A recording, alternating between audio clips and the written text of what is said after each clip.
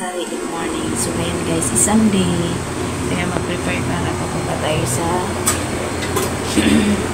punta kami sa church. Ayan. Tinanghali po ako ng gising ngayon. Alas 7 na po ako nakapagpunta sa pinuntahan. So ayan, keep on watching. Ano pong ganap natin for today's video. Maraming salamat Lord sa panibagong araw na yan. Tinanghali ako masama ang aking siramdam sa aking katawan. So good mga kasari sa linggo natin pagsisita. So ayan, samahan niyo kami. Thank you so much sa all viewers, subscribers. Thank you po sa inyo sa walang sawang sumusuporta. Si Kuya ay naka-guna at nag-aantay na lang sa amin ng dalawa kong anak. Si Scott ay dito lang siya. So ayan,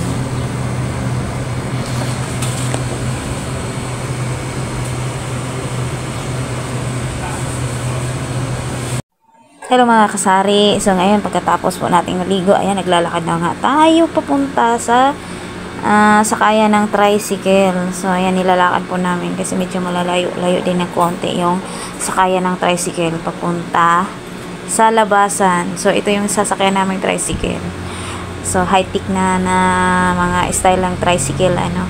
Yan ang mga gusto ni Scott na sasakyan. Ay parang nakasakay na kami sa kotse, ano. Yung tricycle na yan, bagong uso, ay parang ano siya tawag doon dito eh. Hindi ko alam anong tawag niyan. So andito na nga kami sa church. So hindi pa nagsisimula, hindi kami late today. Nag-church kami.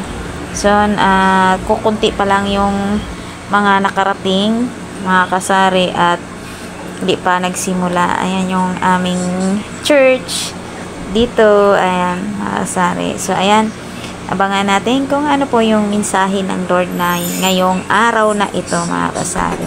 So maraming salamat po sa inyo.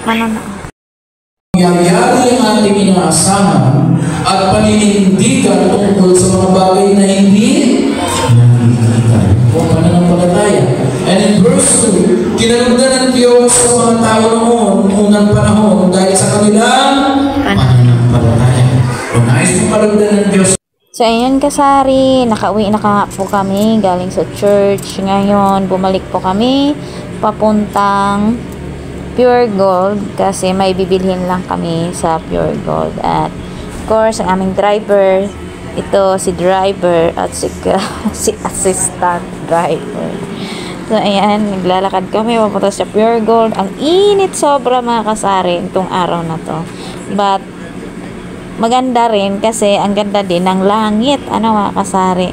So ayan, ito yung mga ganap natin for today, Sunday po, no, October 13, 2024. So gusto ko sana bumili ng halaman kasi wala kaming space dito sa aming tinitirhan, ano, mga kasari. Ito po yung public market dito sa aming village. So dito sa papuntang village, ano, mga kasari.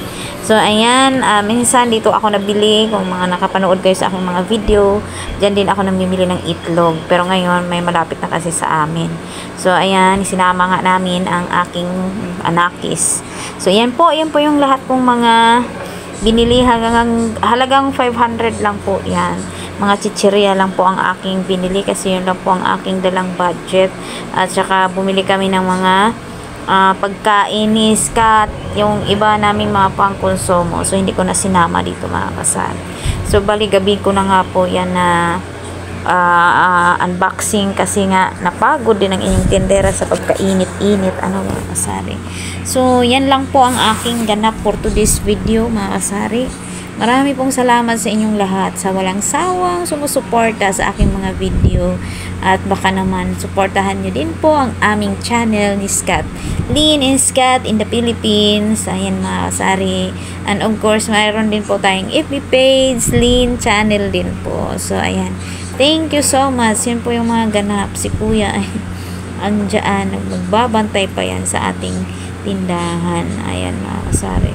So linggo, bali almost half day lang po yan kami titinda. Pero ayan, habang inano namin, kami ay nagdahan-dahan na sa pagdi-display. Ayan, mga kasari.